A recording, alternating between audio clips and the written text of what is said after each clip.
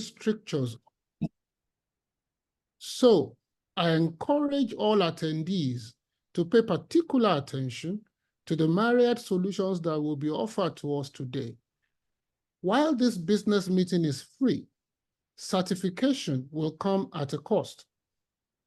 A handsome sum of 5,000 naira paid to the account that will be displayed in the chat room will enable attendees get a certification for this training. Certificates will be sent to each subscriber's email address within a week of payment.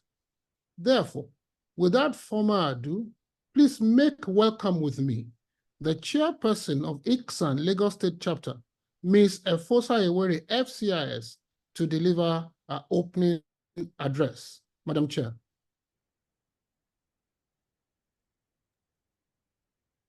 Thank you so much to our Honorary Secretary for that opening remark.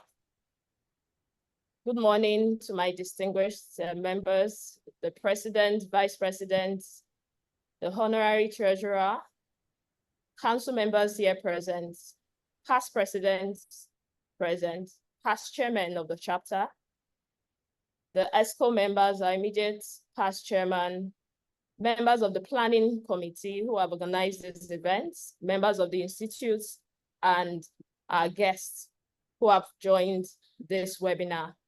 On behalf of the Executive Committee of Lagos State Chapter, it's with great pleasure that I welcome you all to our 2024 business meeting with the theme, Staying Ahead, Reporting, and Regulatory Compliance. You would all agree with me that the regulatory landscape is constantly evolving, and it's become very crucial for practitioners to stay ahead and be in a very good space with the regulators and clients whom they represent, so they are not flogged with penalties, and these penalties could be avoided. However, we must not forget that reporting and regulatory compliance is not just about avoiding penalties or mitigating risk. It is also a way of fostering the culture of excellence in our delivery. And based on the governance principles of accountability and transparency, it would help build trust with stakeholders, investors, and the general public. It also helps us to position our organizations for that long-term success and helps us to compete in the global markets. So the organizers of today's event have brought together industry experts, thought leaders in their strides to share their insights, strategies, and best practices on how we can navigate around these issues. Our speakers who will be giving us, who will be having a panel discussion, will be talking to us on the latest trends and how to provide and giving us updates that pertains to their respective industry, regulatory industries. As we take a deep dive into today's webinar, I encourage every one of us to actively participate. We hope that it will also become a forum for good networking. We implore everyone to ask questions, share their experiences, and take this opportunity to expand their network amongst fellow professionals. But before we begin, I must say thank you to the planning committee and the ESCO who has put this together, because I may not have the opportunity of doing this again. But then I must also thank everyone who has taken out time to join us here, to come learn, to share, and ensure that we all grow together. I'm very confident that at the end of this webinar, we will all be better equipped to stay ahead in our reporting and regulatory compliance efforts. Thank you so much. I will now hand over the platform back to the Honorary Secretary, Chief Adewale Adeniji. Thank you, Madam Chair. I had mentioned to you in my welcome remarks that we have a stellar panel of speakers. To introduce us to our speakers, I call on Mrs. Blessing Choko, ACIS, Secretary of our Program Subcommittee. Over to you, Blessing. Thank you so much, Chief. And thank you, our audience. I will be giving a brief and abridged profile of our stellar panelists. but then we'll be putting up the full profile of them on our charts. So please, you have the opportunity to go through them. In no particular order, I'll be introducing, the first person on my list is Mrs. Comfort Mbosiri Osondo. She is the head, Directorate of Corporate Governance, Financial Reporting Council of Nigeria. She has over 21 years of extensive experience in corporate governance and mediation. The second person is Mr. Gostime Iwenaka. He's the head, Issuer Regulation Department, NGS. NGS Regulation Limited, formerly Nigerian Stock Exchange Limited, and he has about 20 years experience. Also, I'll be introducing our able moderator, Mr. Patterson Bulaya. He's the president, Compliance Institute, Nigeria, and also the current president of the Compliance Officers Forum, GIBA member states. The next on my list is Mr. Chukwuma Magwa.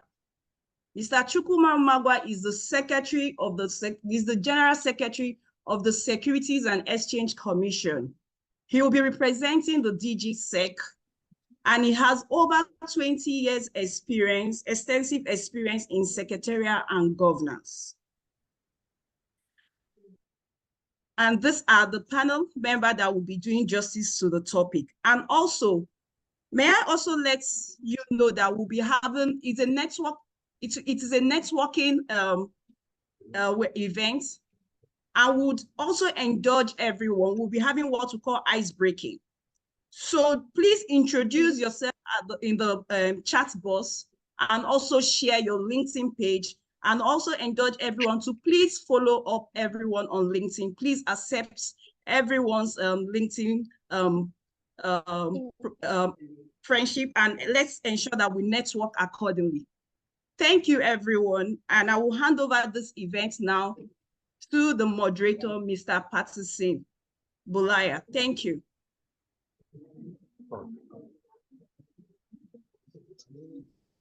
Okay, thank you very much, Blessing. Good morning, distinguished guests, panelists, and participants. Special greetings to the chairperson of Lagos chapter and our Honorable Secretary. You're welcome to today's webinar, which is organized by the Institute of Chartered Secretaries and Administrators of Nigeria, Icsan. It's titled Staying Ahead, Reporting and Regulatory Compliance. Like you heard, my name is Patterson Bulaya. Just a little correction. I am no longer the president of the Compliance Officers Forum for GIABA member states. I handed over last year to my successor. Currently, I'm still the president of the Compliance Institute Nigeria, and I'm the managing director of Patterson Consulting Limited. In today's rapidly evolving regulatory landscape, you agree with me that staying compliant while ensuring robust reporting mechanisms is crucial for sustainable business operations. So regulatory compliance not only helps organizations avoid legal penalties, but also builds trust with our stakeholders and enhances our corporate governance. So before we delve into the nitty-gritty of the detailed discussions, I would like to pose this broad question to all our panelists who have been introduced here, very erudite persons with several years of experience. And I would like each panelist to have 1 minute to just respond to this very important foundation for our discussions today. So my question to the three panelists, Mrs. Comfort Osondu, Mr. Chukwuta Megwa, and Mr. Gostime Weneka, is this: why is regulatory compliance crucial for organizations today? So I'll start with Mrs. Comfort Osondu, just in 1 minute. Good morning, everybody. Thank you for this opportunity. In response to your question, regulatory compliance, it ensures transparency and accountability among entities. It's a way of protecting your shareholders. Regulations are often set up to safeguard consumers, customers, employees, and the environment. When you follow these safety guidelines, you are protecting your workers while also checking privacy regulations to ensure that consumer data is handled properly. It's also a way of building trust. By complying with regulations, organizations demonstrate their commitment to ethical practices and responsible business conduct. This is a way of building trust with customers, partners, and investors. In a nutshell, regulatory compliance is not just about avoiding punishment, as earlier said. It's also about operating ethically and protecting the organization and all stakeholders. Thank you very much, Comfort. So can we hear from you, Mr. Emegwa? What do you think? Good morning, everybody. Once again, my name Chukwuma Megwa. I am here standing in for the DG of the Securities and Exchange Commission. He sends his good wishes and will have been here with you today, but for other urgent business he has to attend to. I only hope my small feet can wear his big shoes. Yes, reporting and regulatory compliance cannot be overemphasized. And of course, I'll be speaking from the perspective of the capital market. They are very crucial and critical to ensure transparency, accountability, and of course, sustains the much needed investor confidence and fairness in the capital market.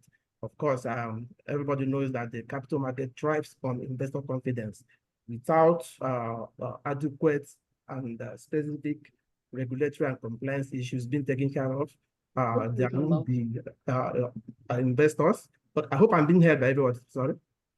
Please go ahead. Yes, the investors won't have trust and confidence in our market, and of course, it will impact negatively on the market. So it goes without saying that adequate reporting and regulatory compliance mechanisms have to be put in place for the market to thrive. That's in a nutshell for me. Thank you. Thank you very much, Mr. Megwa. So let's hear from Gostime Weneka. What's your view on in terms of this question? Why is regulatory compliance crucial for good organizations today? Thank you very much, Mr. Moderator. And I want to thank the organizers for the opportunity to contribute to this topic. I believe that effective compliance practices enhance corporate governance and operational efficiency of organizations, thereby leading to better business outcomes. Riding on the back of what my DG has just said, and using the capital market as an example, the entire system is focused on transparency and trust, either from the part of the issuer or these other stakeholders in the market.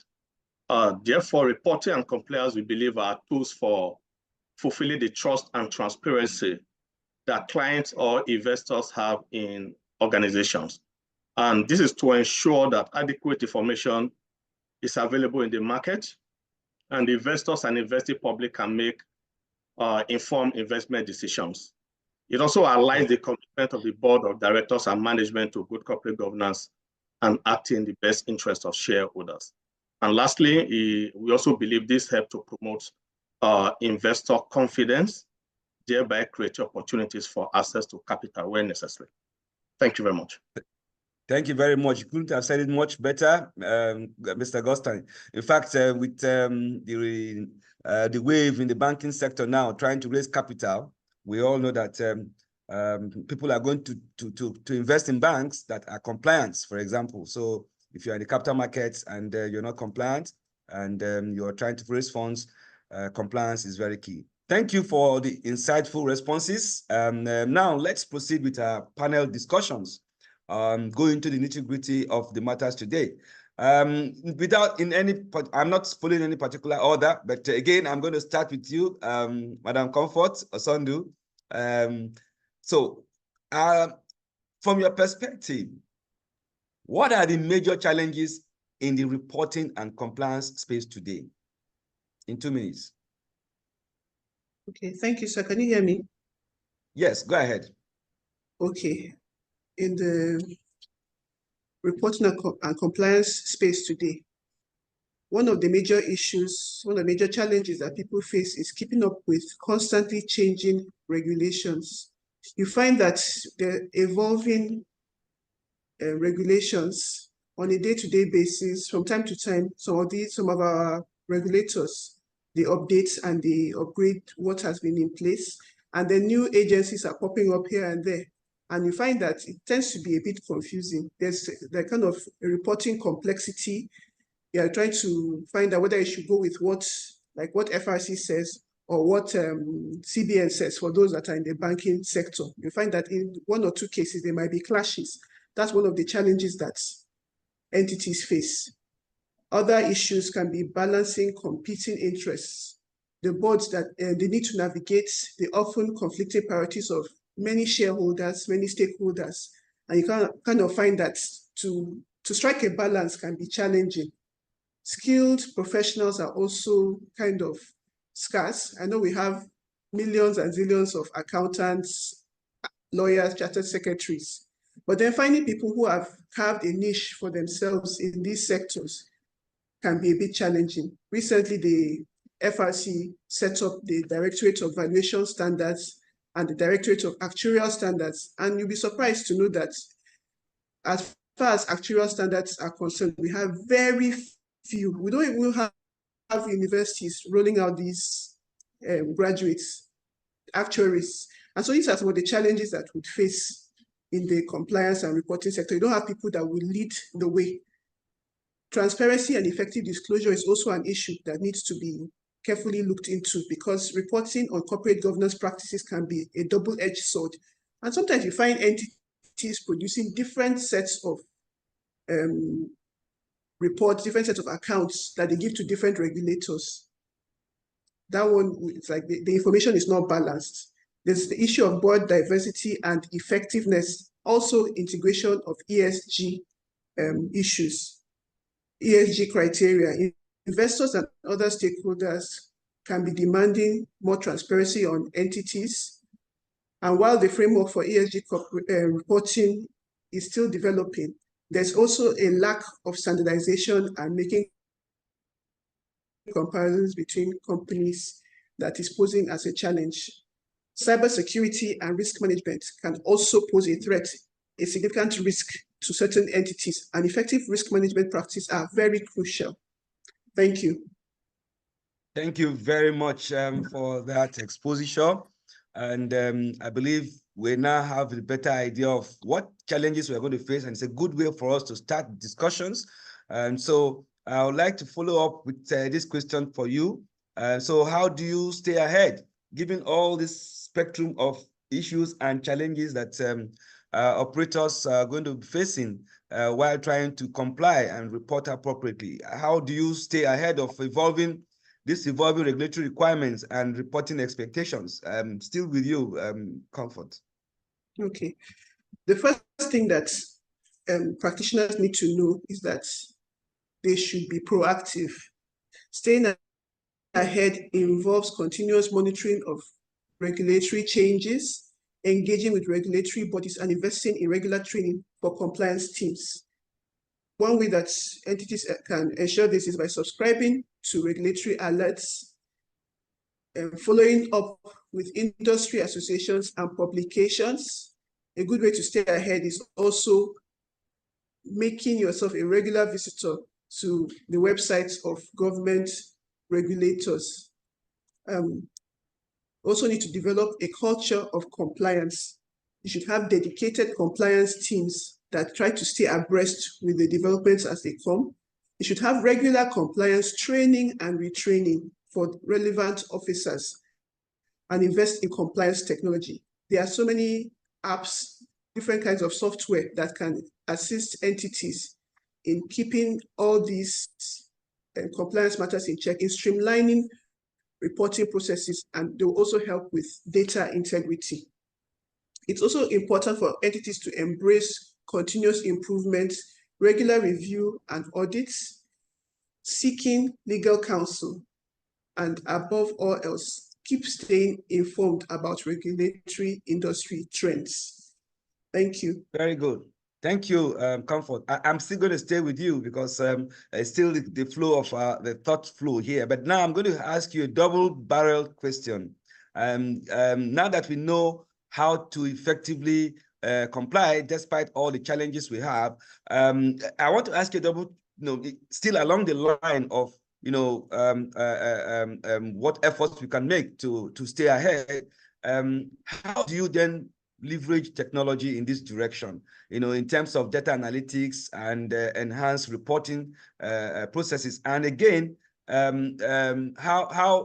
what strategies, apart from technology, what strategies have you found most effective in ensuring compliance and mitigating the risks, from all the problems and challenges that you have highlighted so far? Okay, thank you, sir. Utilizing technology for real-time monitoring, data analytics for identifying compliance trends, and automation for routine compliance tasks can significantly enhance processes. Technology and data analytics are the game changers in our world today. They play a key role in reporting and compliance.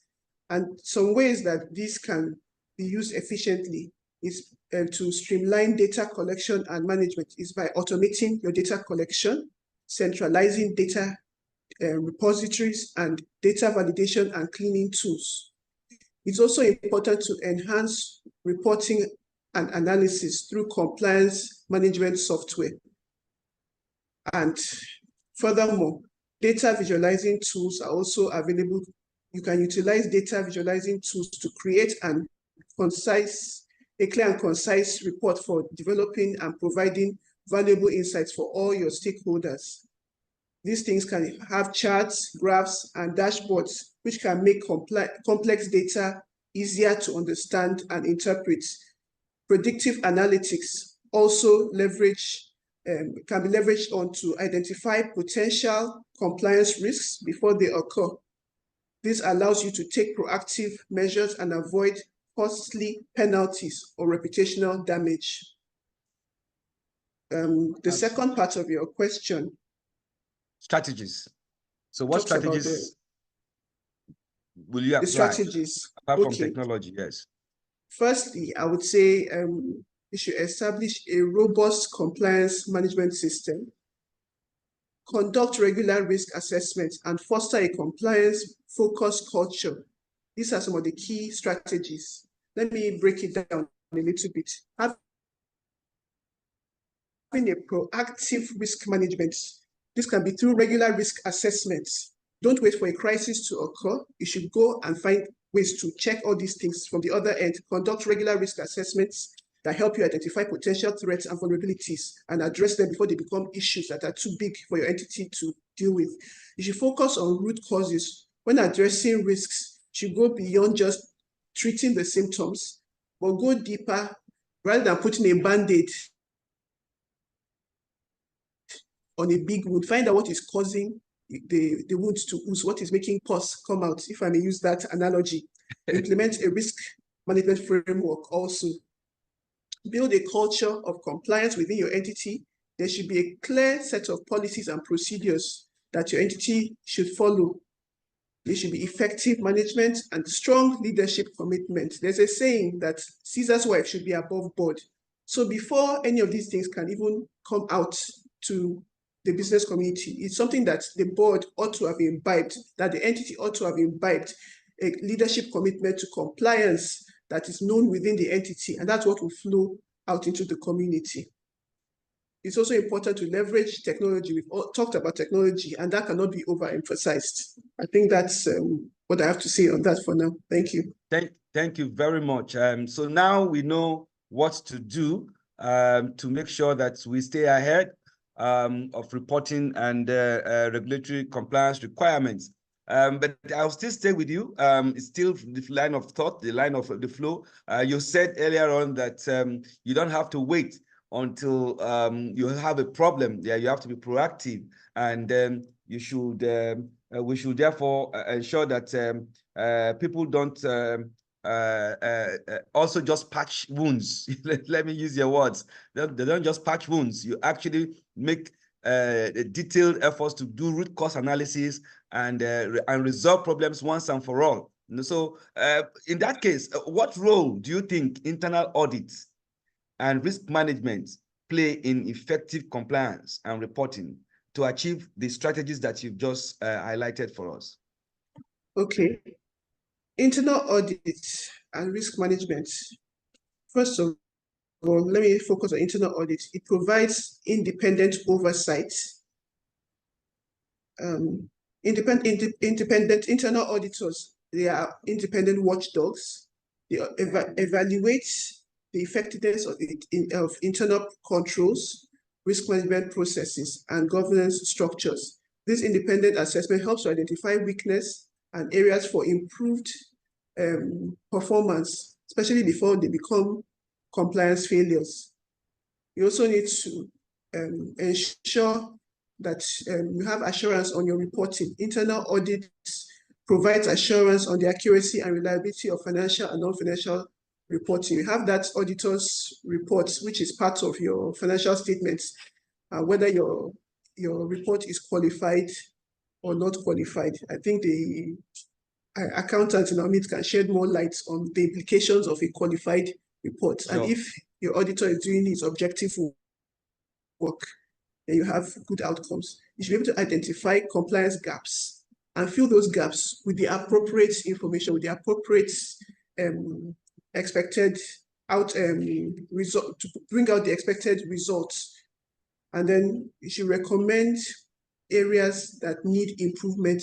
When you see those gaps, you should make all appropriate adjustments, take all appropriate measures to ensure that those gaps are properly filled. Regarding risk management, then there's a need to be proactive in identifying those risks within an organization, to early identify them and intervene to ensure that these things are mitigated or eliminated to the best of the entity's ability. Risk prioritization is also important. You have to assess and determine which one needs to be focused on first before attending to others. There's a need for continuous improvement. Risk management is an ongoing process and constantly evolves alongside organizations, operations, and compliance landscape. Finally, integration with internal audits. There should be a synergy between internal audits and risk management. They should work hand in hand to identify potential risks, and internal audits also verifies the effectiveness of controls in mitigating those risks. This collaboration strengthens the overall compliance process within an entity. Thank you. Okay, so I will still stay with you, Madam Comfort, because we need to follow this trail so that we can all be on the same page. Now, you've told us about I use your last word, that there has to be, cooperation and collaboration between the internal audit and risk management and even the compliance function, right? Now, all of this will lead to a sort of a culture in the organization. So how do you then ensure and foster a culture of compliance within an organization, and what should be the role of the board, in coordinating all of these things? I know, remember you said earlier about the importance of leadership, and I think the board needs to set that tone. So what is the role of the board in all of these things to build the culture of compliance, which you have said at the beginning? Remember that it's one of the reasons why we need to comply, and we need to ensure that we enforce compliance within our organizations. Okay. At the risk of sounding like a record player that is replaying itself. Yes, I will not be able to overstress. Yes, I will not be able to overstress the role of the board in providing stellar leadership. The board should set the tone, provide the resources, and ensure continuous training and awareness programs at the different levels within the entity. Fostering a culture of compliance goes beyond you just following the rules. It's also about embedding ethical behavior and risk awareness within the organization's DNA. And this can be achieved through building the foundation. There should be a commitment on the part of leadership. Senior leadership needs to set the tone for the entire organization. There should be clear policies and procedures, that they should develop clear and concise and accessible policies and processes that outline compliance expectations for all employees and make sure that these policies are tailored to specific industries and local regulations. There should be open communication. This one cannot be downplayed at all because communication is key. It's like the oil that lubricates the engine of an entity.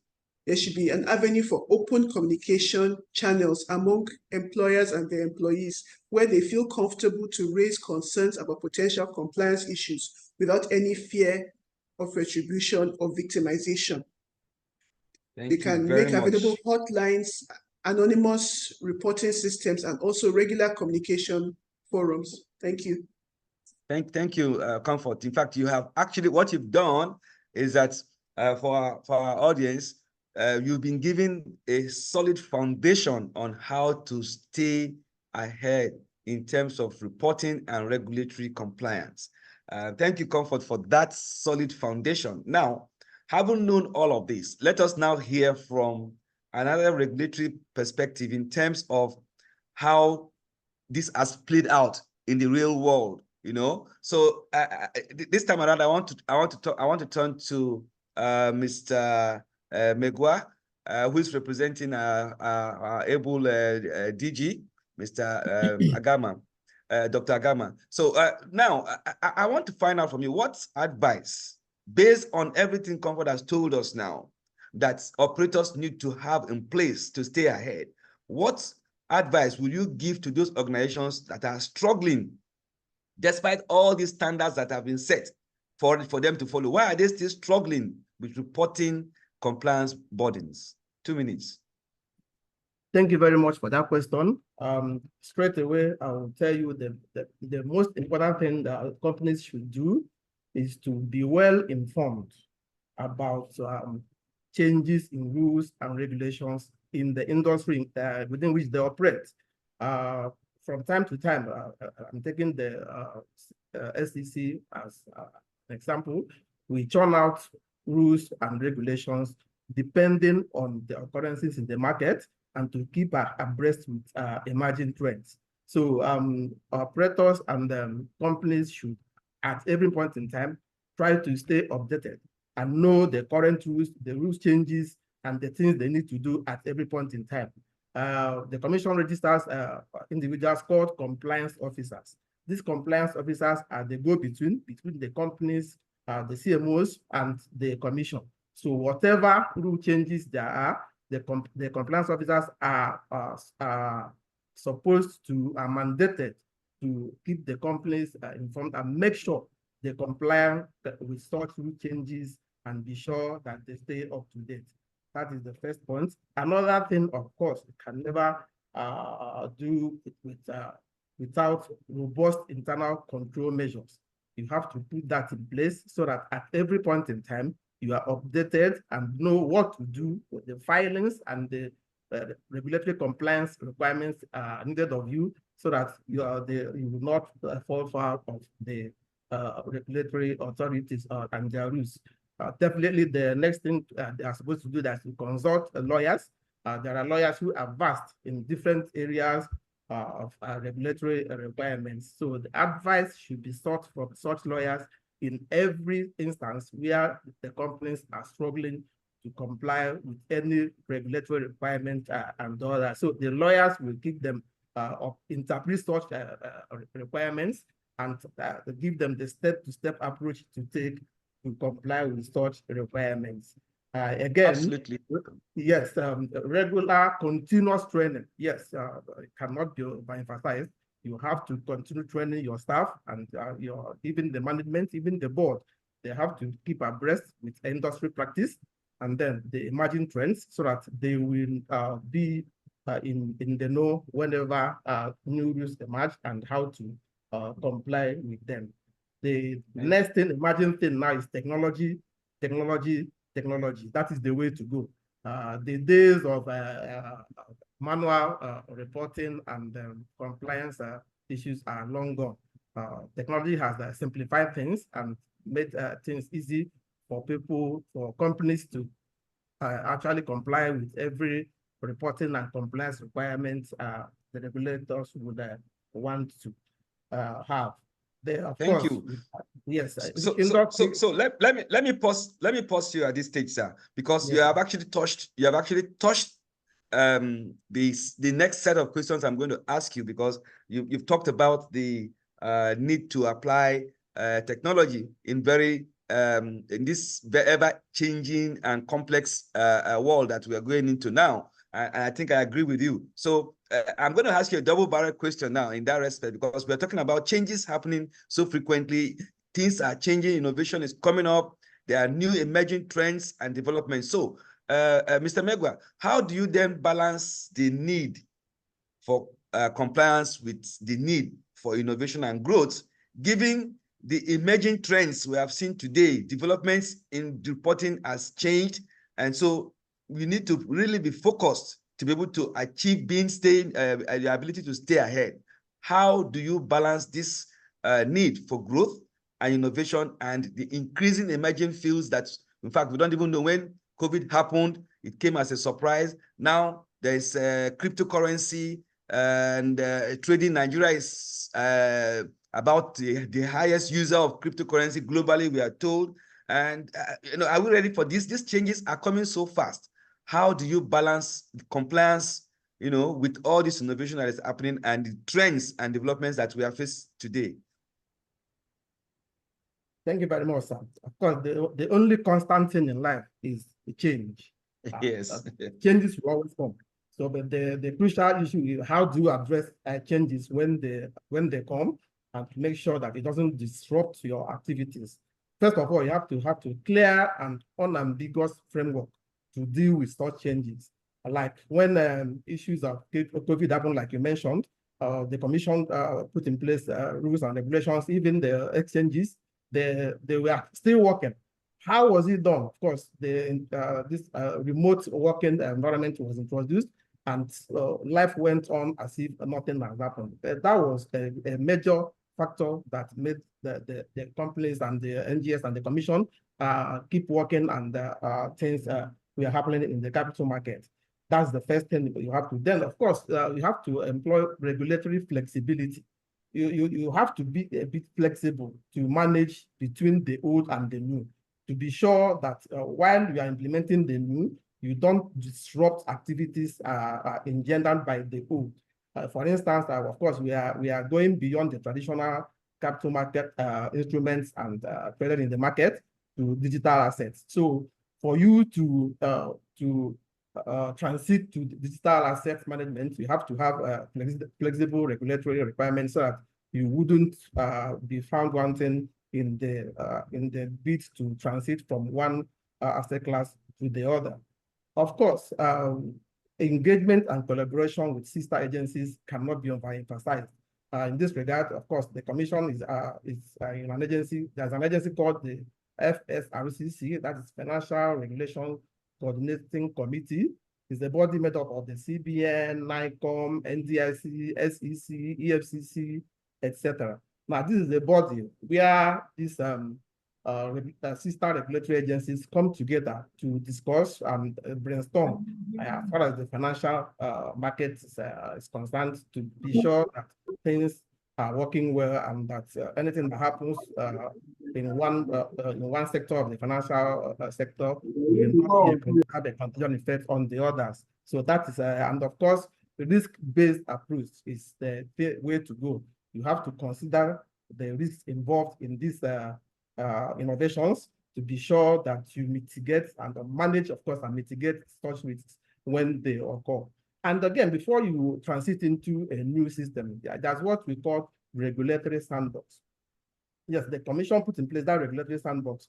Whatever new innovation you are bringing, we put it under that sandbox, test run it vis-a-vis the local circumstance and local environment. You don't implement hook, line, and sinker. You have to really measure it with if it's going to be in tune with what you have existing, and then know how it will impact the market going forward before you now come out of the incubation environment and now deploy for the market generally.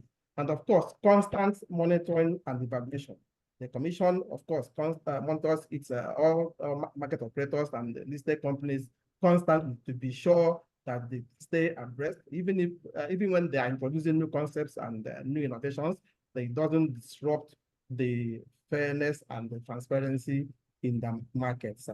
Okay, thank you very much, Mr. Wecker. That's quite expansive, and I'm sure our listeners have gained a lot in terms of how to go around all the challenges that were initially highlighted and the standards that have been set. So, Mr. Godstein, I come back to you now. How can organizations best leverage the reporting compliance as a strategic advantage rather than just a necessary requirement? Can just do this in 1 minute, yes. Thank you very much. I will summarize that by saying, by aligning compliance with business goals, using compliance data for decision making, and demonstrating a commitment to ethical practices.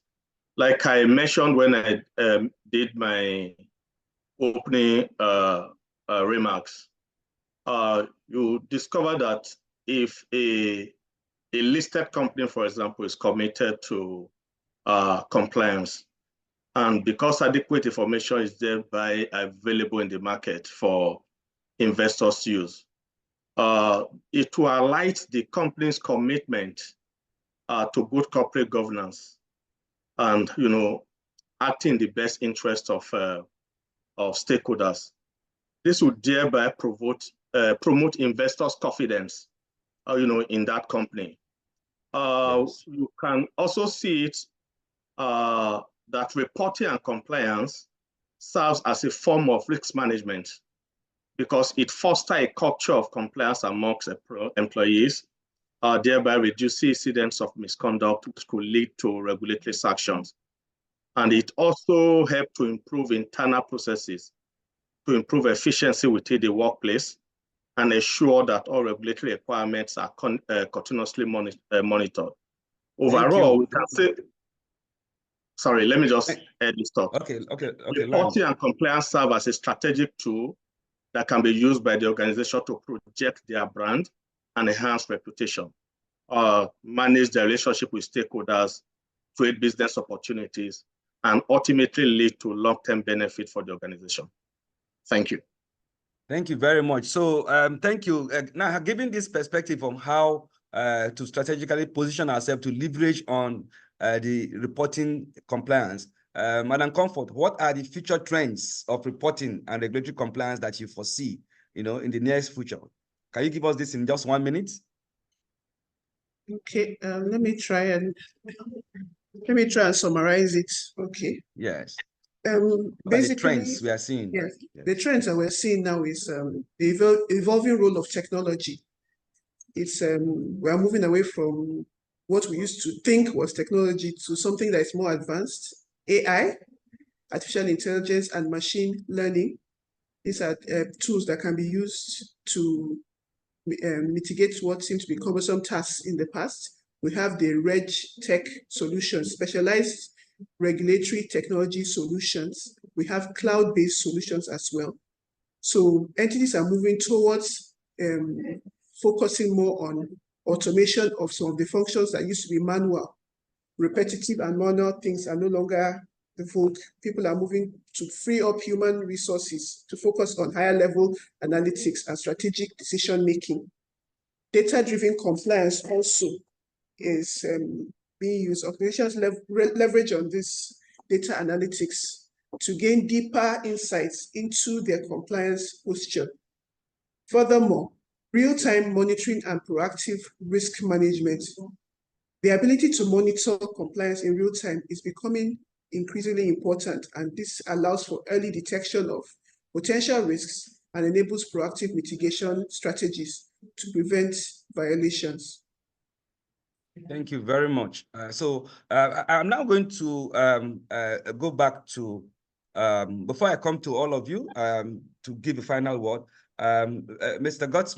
Godstein, what are the key success factors for regulatory compliance today in terms of progress, and what is the biggest or most common misconception in terms of reporting compliance? Can you do this in 1 minute? Okay, I'll start with a common misconception about compliance. One of it is that it's just a regulatory body with no strategic value. But in reality, it enhances the reputation and opens business opportunities to organizations. There's also this misconception that it is expensive. Permit me to state this quote by a former US Deputy Attorney, Paul McNulty, which says, if you think that compliance is expensive, try non-compliance. What this means is that for organizations that only focused on cost when discussing regulatory compliance, they do not understand the implication of non-compliance. Aside financial penalty or legal costs, which monetary value can easily be assigned to, the impact of reputational damage on a company may sometimes be difficult to quantify, but have greater impact on the sustainability and going concern of that organization. For example, consider the current capital requirement issued by the CBN for banks. If a bank decides not or fails to comply, the consequences for such an action far outweigh the cost of ensuring compliance. What was the other part of the question? Yeah, the other part of the question was, what do you think organizations can do to make sure that they successfully achieve the objectives? Okay. Sorry. I mean, what is the biggest or most common misconception? The myths. What are the myths? What are the myths out there that people have? You know, common misconceptions about compliance. You hear people say compliance kills business, right? You hear things like that. That compliance kills business. What's your view about that? Okay, that is what I just addressed. That it's a very wrong conception to think that compliance is expensive, because if you try non-compliance, the cost outweigh what you think is the cost of compliance. And I give the example of, for example, the absolutely, yeah, absolutely. So you've done justice to that. So I think we can move on now. This time I would like to come to Comfort. We're running out of time, so I'm going to ask you a double-barrel question here, Madam Comfort. What do you think organizations need to do to make sure that they successfully achieve the objectives of compliance?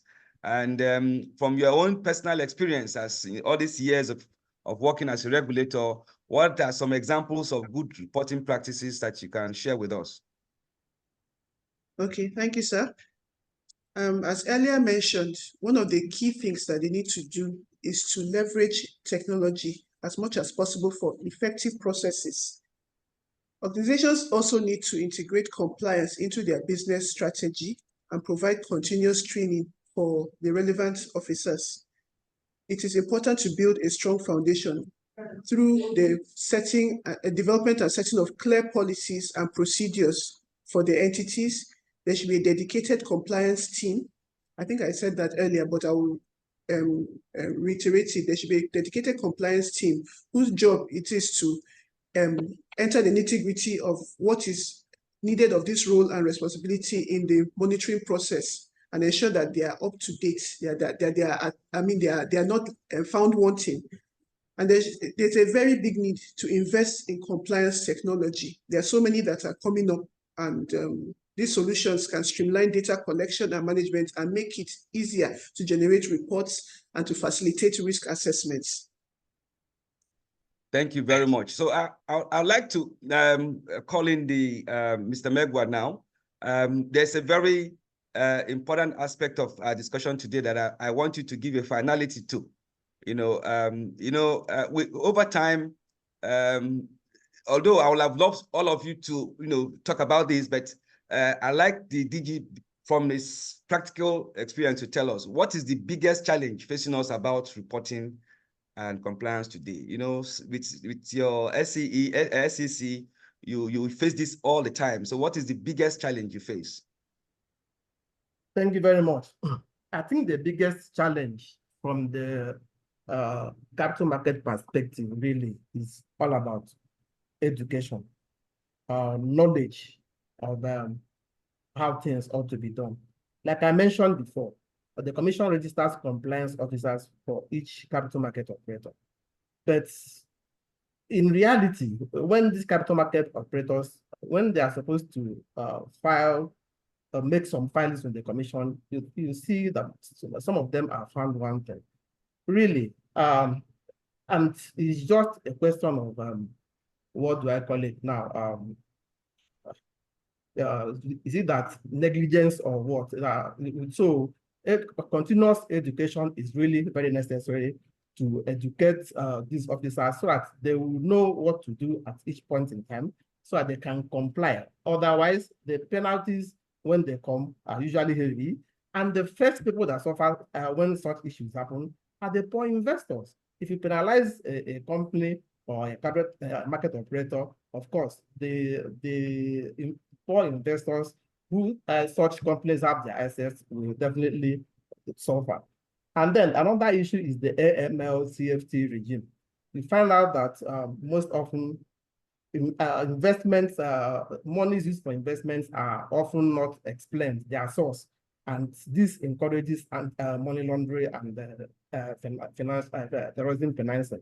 So to put that in check, the Commission really recently amended its anti-money laundering and CFT rules and guidelines to tighten that space and to make sure that illicit funds don't find their way in the markets.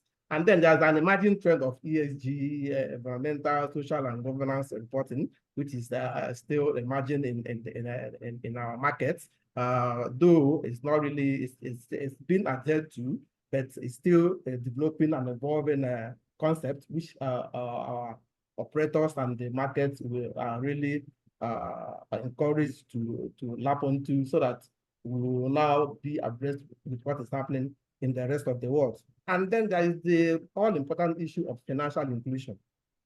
We find out so a lot of people in the villages are not included financially. So it's a major issue in our markets. And of course, the Commission is working towards eradicating that by carrying out sensitization campaigns, investor education, to get them on board so that they will now be financially included in what is happening in the market.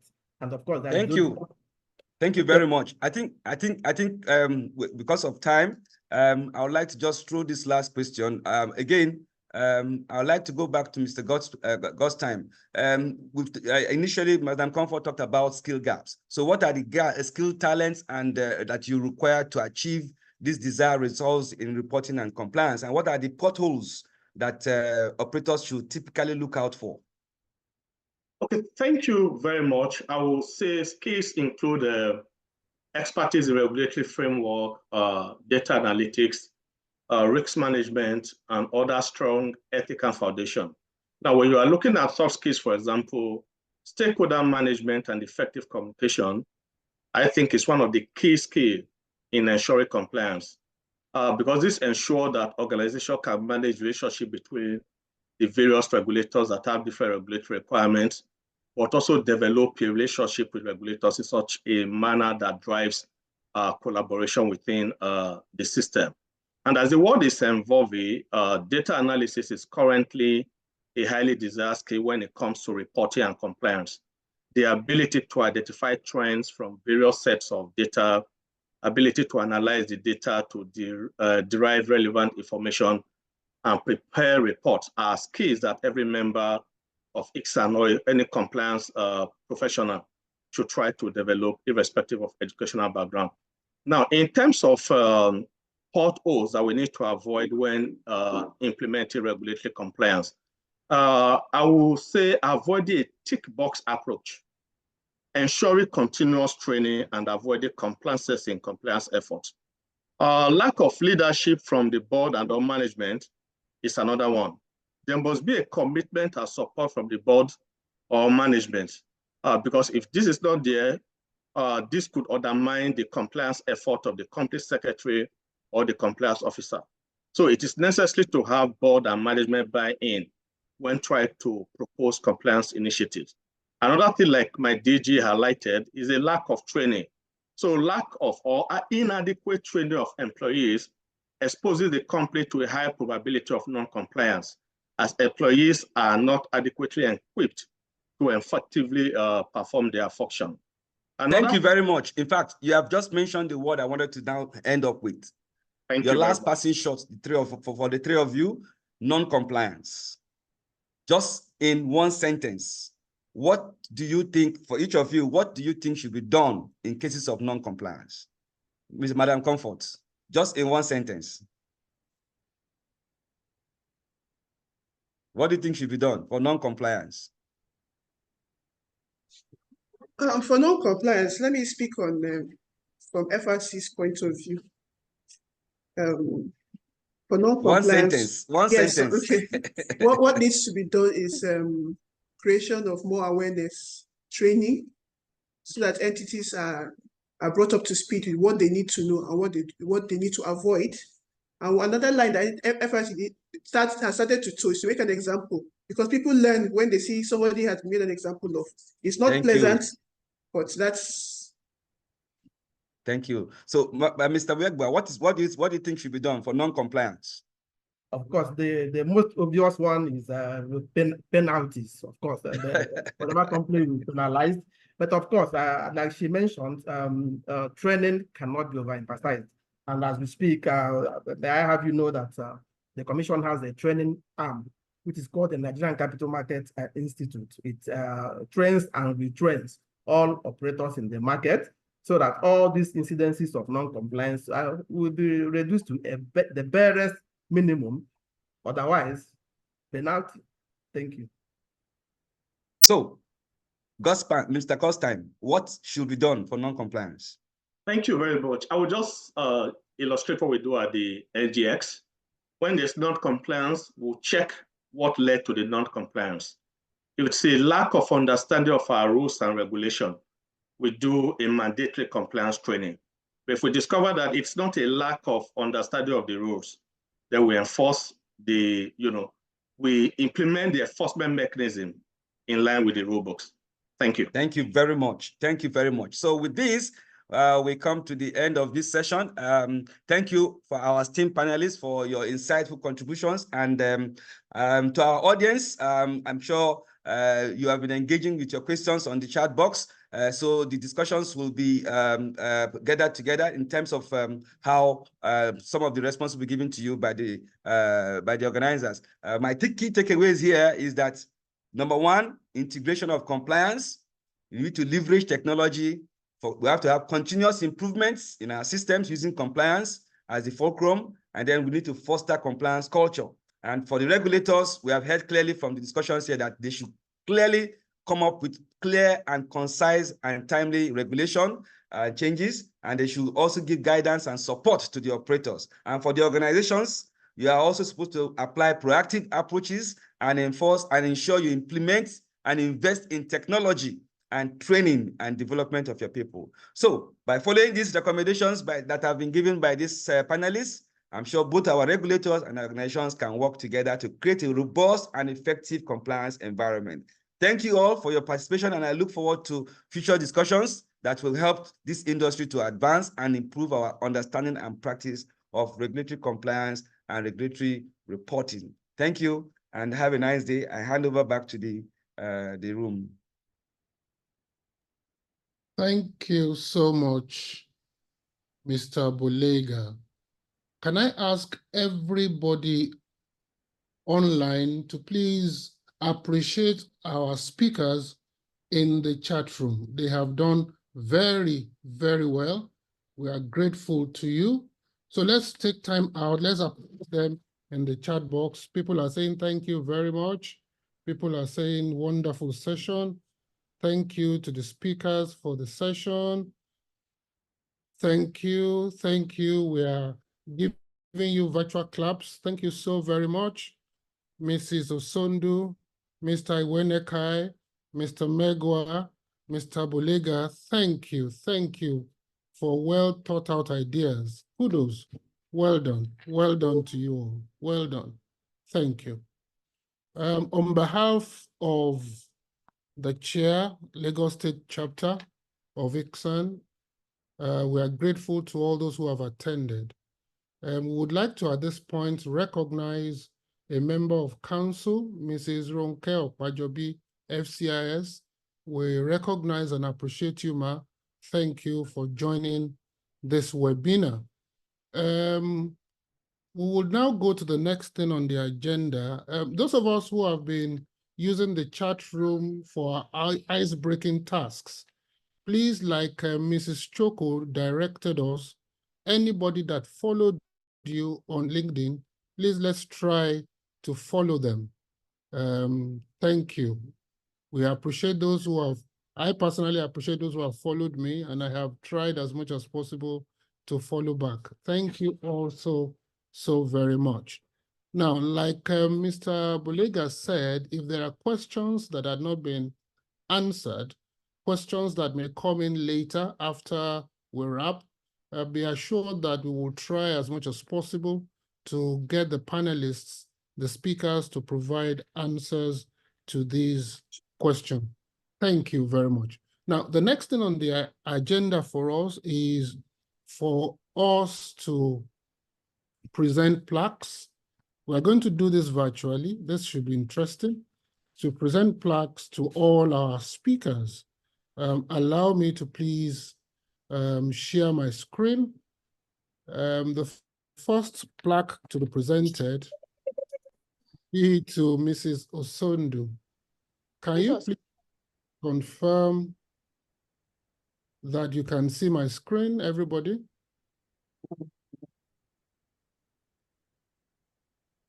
Can you please confirm that you can see my screen?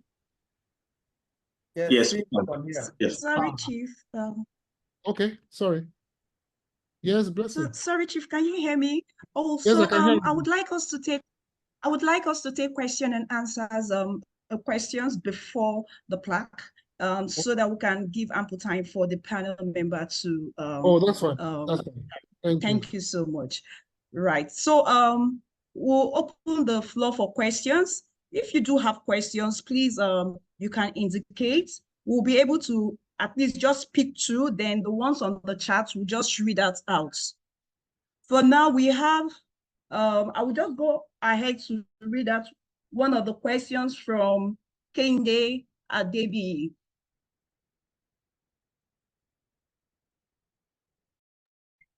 So the question is directed to Mrs. Comfort, and it has, the question is, what are the FRC new compliance rule? So I will let Mrs. Comfort answer that question.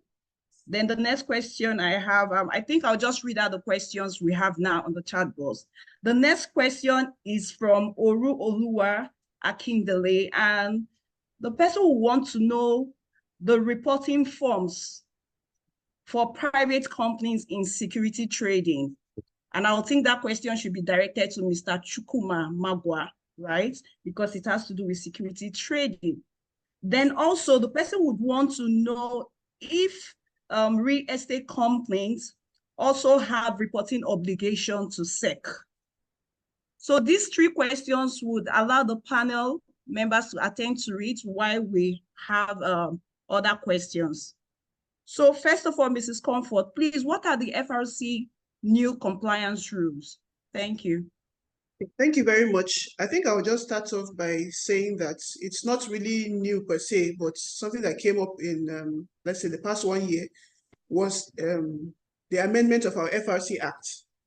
And so the definition of public interest entities has been expanded beyond what was formerly there. I would refer anybody interested to Section 77 of the Act, so you know whether you qualify as a public interest entity. Then we can take it up from there. The annual dues have been reviewed. The Nigerian Code of Corporate Governance, which has been in existence since 2018, we recently issued the SME Corporate Governance Guidelines, which is supposed to help smaller entities that do not need to go through the rigors of what PLCs and other major PIEs would go through. So all this can be found on the FRC website. We also have the audit practice guidelines for the auditors. In order not to take too much time, I'll just say, please visit our website, and then you find all these resources, you find all the relevant information. Thank you. Thank you so much. The next question is directed to Mr. Magwa. Mr. Magwa, I don't know if I should repeat the question, so you got it. Yeah, I got the questions really. So Thank you. I will start from the last one, talking about real estate companies, right? Yes. Yes. Straight away, whatever company playing any role in the capital market has an obligation to report to the Securities and Exchange Commission. So whether you are into real estate or the registered CMOs or not, as far as you're registered to perform any role in the commission, yes, you report to the commission. For the question about private companies trading their securities, I hope that's the question, right? The reporting forms. The question is, what are the reporting forms for private companies? For private company in security trading? Okay, private companies do not trade their securities publicly. The NGX can help clarify that again. But there is a platform where private companies do business, and that's the NASD. And that's where they do business and they render reports to the NASD. For now, private companies do not trade their securities publicly. That's an answer to that. Mr. Gostam needs to say. So I would think Mr. Gostam would be in a position to also answer this question. Thank you very much for the opportunity to chime in. Indeed, the Commission registers securities of public companies, like PHCs. So private companies are not permitted to trade on the exchange because securities that are not registered by the Securities and Exchange Commission cannot be traded on an exchange. So it is not applicable to us. Thank you. Thank you so much.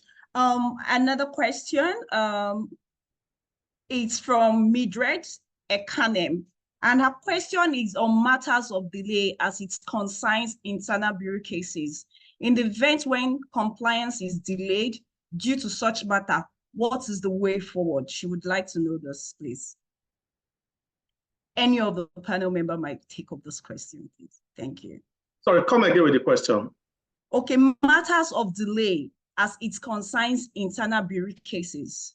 In the event when compliance is delayed due to such matters, what is the way forward?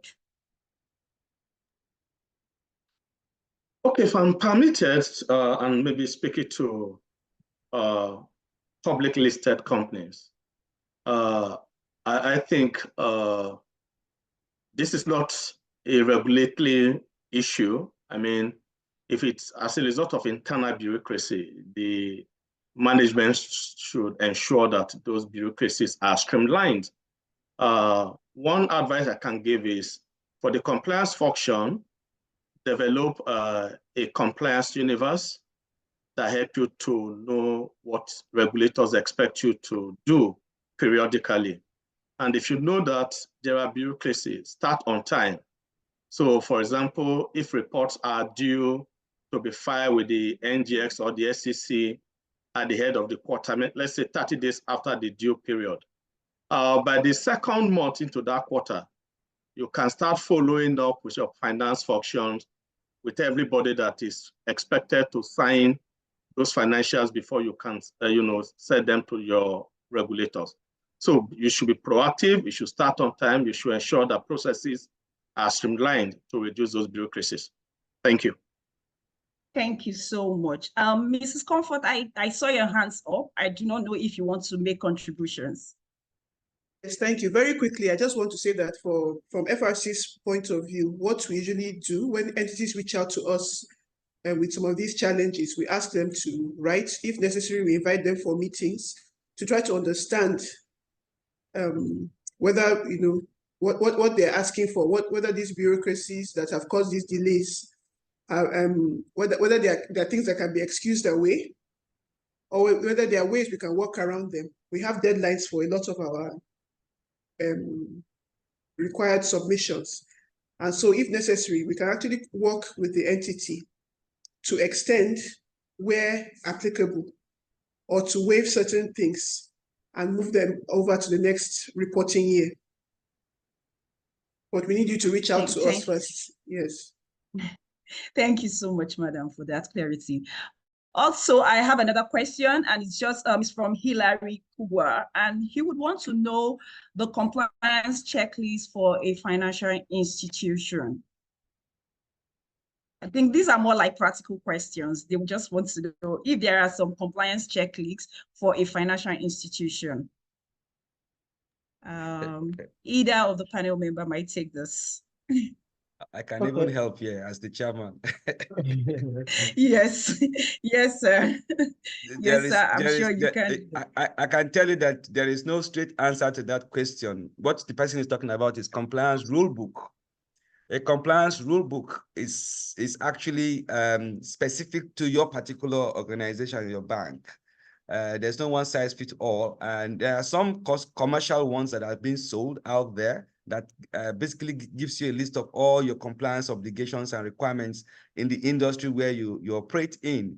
But I can assure you that over time, your own compilation of your rule book on a risk-based approach actually is more important, because if you look at it, you are exposed to so many kinds of laws. The local government law, to state government laws, to the legislative laws, to your regulators' laws. So you have to be able to then do a risk-based approach to then prepare a list that will match the critical areas of compliance for your organization. So it's something you can start with the off-shelf commercial copy, and then you can then build up. Right. I hope I've helped that person. Yes. Yes. So there's another question right now, and same from the same person. I think we'll be concluding on questions very soon. And the person said, again, with regards to registration of compliance officer, as alluded to by the officer from SEC, what category of companies are required to register compliance officers? Mr. Chukwuma, that's for you. Thank you very much. Of course, all registered capital market operators, they have to register compliance officers with the Securities and Exchange Commission, and also for publicly listed companies. Yes, they also have their compliance officers who their main duty really is to ensure that their filing obligations and reporting requirements are complied with as they fall due. So in the main, the CMOs and the publicly listed companies. Thank you. All right, thank you. And another one for you, Mr. Magwa. When SEC requires minimum of 4 sponsored individuals for a license, example, VASPs, does it mean small companies who don't have the requirements cannot be registered? Well, the rule. Sorry, so I will take that again. Take that again. So when SEC requires minimum of 4 sponsored individuals for a license, I would assume the person meant virtual asset providers. Does it mean small companies who don't have this requirement cannot register? Well, the rule of virtual asset service providers is still in the making. I wouldn't know really if the requirements for compliance officers in that rule is 4 persons. But if it is 4 persons, it is 4 persons. Whether you are a big company or you're a small company, compliance is key if that is the provision of the rules. But at the end of the day, when the rules are concluded, whatever it provides, the companies and VSP operators must have to comply with it. Thank you. All right, sir. So to you again, Mr. Magwa, with respect to compliance officers, right? Recently, like for a year or 2 years, we have some compliance, there are some issues with, I wouldn't want to say delay, with registration of some compliance officers with SEC, and also updating firms' reports or records with SEC per se. I know an organization or a law firm, some law firms, right, have been waiting for interviews and also have been waiting to take up exams with the CAs and with SEC. And now, perhaps we have also maybe a sponsored individual who is changing position to a compliance officer. And this thing have lingered for the past 1.5 years because some SEC is yet to call for interview, right? We just know that we just had the DG and this has been lingering. So for now, for some approvals in capital market transactions, right, is required that you have a compliance officer, and the minimum required in an organization, you have a managing partner. So what is SEC going to do in this issue? Because I do not think that an organization that is in compliance with the SEC annual dues, right? The renewal, you have renewed, you have your you have everything, but you can't control the other side. You can control the compliance from your organization, but SEC is yet to give an interview. So for approvals on some of these, say, bond issuance and capital market transaction, are those people going to hold on to SEC to hold these interviews, or perhaps the exams? No, I will say interview because these people are already sponsor individual. Or what is SEC going to do in this situation? Because I think a lot of organization and a lot of law firms fall into the situation. There was a circular that was sent asking organizations to update their record. If you know that there are some things pending with the SEC to approve, that you should update this and send it to the SEC. So I'm wondering, right, this has lingered for a while. So since the situation has to do with SEC, not the organization, because the organization have complied, have updated their record, have also filed those who will be the compliance officer, moving from sponsor individual to compliance officer, but is pending SEC's approval. What would SEC do in this situation? Because transactions have to go on and doesn't have to linger because of those people. Thank you. Thank you very much. I know some time ago, the commission suspended registering fresh individuals in the market for obvious reasons. Wanted to carry out a check, a review of the process to really verify that those coming in are really fit and proper to play in the markets. But I can confirm that that period is long gone. In fact, recently, the NCMI, of course, all of you know our DG, the current DG used to be the Vice Chancellor of the NCMI, which is the training arm of the commission, like I said before. I think they have cleared all outstanding examination, and of course, the next one now for the prospective registrants to attend the interview process. Now, for changing of compliance officers, there are two segments to it. Now, for existing sponsored individuals, when they want to change houses, yes, the management has the prerogative to start and conclude the process. But for fresh registrants, the management starts the process, but the board gives a final ratification before they are brought into the market. Now, all of us know that for a while, there was no board for the commission, but happily, a board is now in place, and very soon, all those outstanding backlogs of fresh registrants will be attended to as soon as the new board is inaugurated. But for existing compliance officers and sponsored individuals, management has cleared all those ones, and I don't think there are any outstanding in that respect now. Thank you. Oh, okay, Mr. Mabwa, I'll get back to you on this because I know they are quite outstanding. I know some organizations have filled the required from SEC 2A and SEC form requesting, and there was an update there was a circular from SEC requesting that organization and law firm CMOs should update their record, and if you have any pending issue with SEC. And I could tell that me, for one, have been in touch with SEC with respect to this situation, and we're yet to get a headway. So now I had asked with respect to transactions. So what will SEC do in this situation, right? The issue is from SEC, it's not from the organization. Okay, if I have the details of the particular issue you are referring to, maybe I can forward it to the relevant department and then they will address the issue. And of course, it shouldn't be lingering for that much if it's for existing. Thank you so much, Mr. Magwa. So we just have, we're almost done with question. I will just ask another question. There's another question on the chat box that said, what are the obligations that a real estate company has to report to SEC? I thought I had answered that before. If the real estate company is playing any role in the market, yes, it has to file the statutory reports, monthly, quarterly, annual audited accounts, disclosure requirements, yes, or they have to file all that with the SEC as far as they're playing any role in the capital market.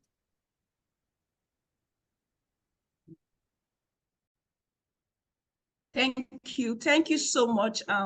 If we do not have any question again, I would hand over the event to Chief Adeniji. Thank you so much. Thank you, Mrs. Choko. Well done. So what we have to do now is the presentation of plaques. So I'll call on the leader of our team, the chairperson of Icsan Lagos State Chapter, Efusa Ewere FCIS, to make the presentation. Over to you, Madam Chair. Thank you so much, Honorary Sec, for anchoring this. And I also want to thank everyone who has been on this call, and also to our stellar panel. Thank you for this very engaging session.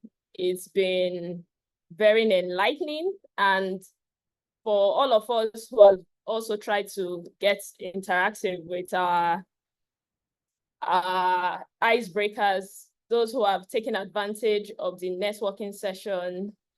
I can see the chat room has been buzzing. I would say thank you. So I would want to now hand over plaques to our stellar panel who have taken out time from their busy schedules to join us at our business meeting. We sincerely appreciate the time you spent with us. We sincerely appreciate the responses to the questions. We also sincerely appreciate the fact that you were all here at the nick of time to ensure that this program went on as planned at the appropriate time. So I would want the IT to display the first plaque. So we hand over the plaques to each of our panelists. We may want to start with the moderator, who is also, I would also call it a speaker, because he engaged the session like a pro.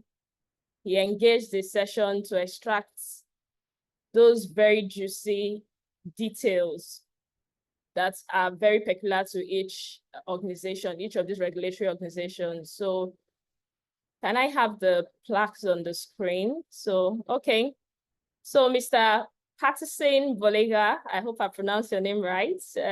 Thank you on behalf of Icsan Lagos State Chapter. We present this plaque to you in recognition of your contribution as a speaker at our business meeting. We thank you for joining us. The physical plaques will be sent to your office. Thank you. Can I have virtual, at least, virtual plaque, so that I know that. Thank you. Thank you for sir. having me. Thank you for having me. Thank you, sir. Can I have virtual claps in the chat room, so that at least we know that even if we're not in person, and even if it's a remote event, then we could still enjoy the same measure of engagement that would enjoy virtually.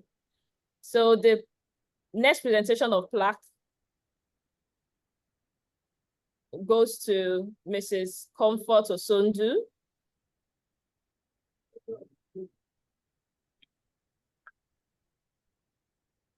Please, can we have a plaque on the screen? Mrs. Comfort Osondu, ACIS, thank you. You're one of our own, and we're very proud of what you have displayed here today. Thank you for helping us and throwing practical insights into the discussion. And on behalf of Icsan Lagos State Chapter, I present to you this plaque in recognition of your contribution to our business meeting as a speaker. Thank you. Thank you very much. Thank you so much. So the next plaque.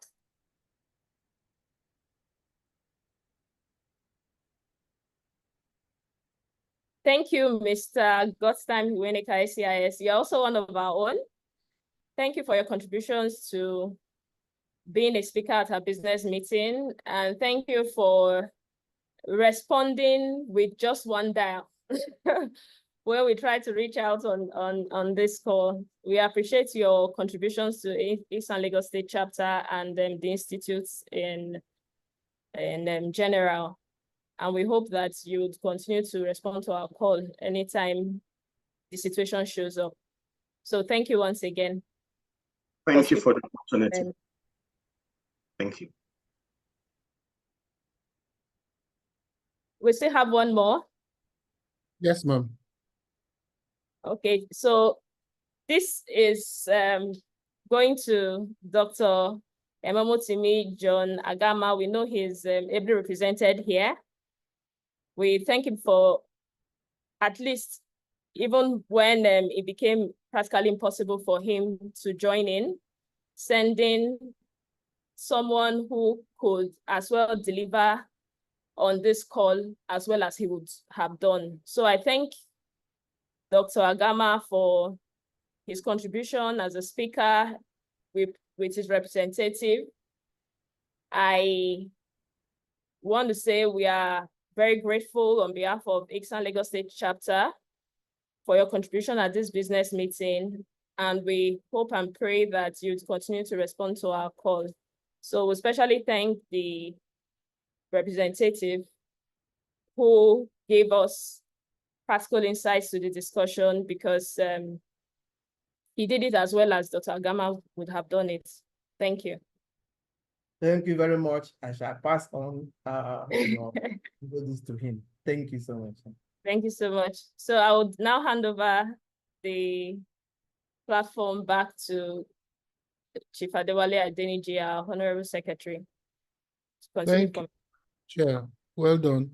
We're also clapping for you. Please, can we clap for my chairman in the chat box? Thank you so much. Thank you for leading us very well. Thank you. Right. It's time for closing remarks, a vote of thanks. Our Vice Chair is to take this. Over to you, sir, for the closing remarks and vote of thanks. The Chairman Planning Committee can take it. The Vice Chair is not around. Oh, okay. Oh, okay. Good afternoon, everyone. I don't know if you can hear me. Loud and clear. Yes, you can. Okay.